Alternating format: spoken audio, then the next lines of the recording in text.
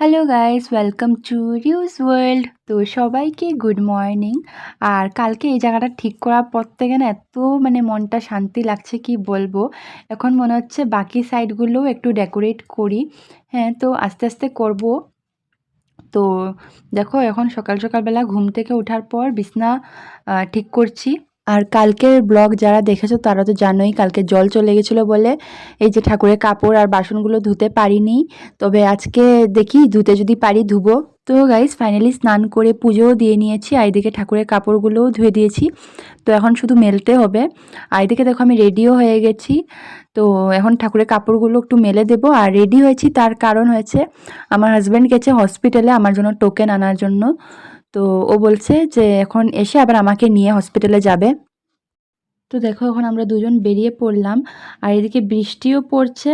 আর আমি ব্রেকফাস্টও করে আসতে পারিনি, তার কারণ আমরা অনেক লেট হয়ে গেছি অলরেডি। আর এই দেখো, শিলংয়ের বিউটি কি সুন্দর না, ফুলগুলো দেখে ভালো লাগলো, তাই ভাবলাম তোমাদেরকেও দেখাই। আর পাশেই ডাস্টবিনও রেখেছে, ভালোই। শিলংয়ে এরকম অনেকটা জায়গাতেই এরকম ডাস্টবিন রেখেছে, সবাই যাতে ময়লাগুলো ডাস্টবিনেই ফালায়, রাস্তা যাতে না নোংরা হয়।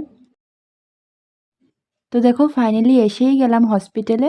আর এটা কোন হসপিটাল বলো তো? তো এটা হলো উডল্যান্ড হসপিটাল।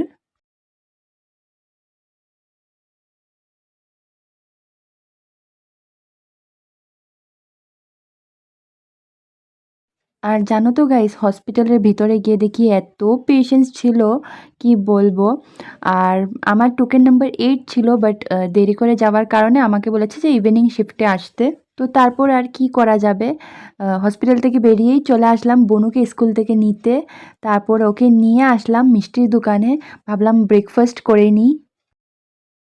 আর তারপর গেলাম আরেকটা দোকানে নেপতালিং কেনার জন্য। আর এই যে দেখো, এখন দুপুরবেলা লাঞ্চ করে নিচ্ছি, তারপর তো আবার হসপিটালে যেতে হবে। তো গাইস, ফাইনালি হসপিটাল থেকে চলে আসলাম ঘরে। আর অনেকটাই লেট হয়ে গেছে, তাই আর ভিডিও শ্যুট করতে পারিনি। এখন টিউশন পড়াবো। তো চলো, আজকের ব্লগটাকে এখানেই এন্ড করছি, ব্লগটা আর লম্বা করছি না। দেখা হবে তোমাদের সাথে নেক্সট ভিডিওতে। বাই।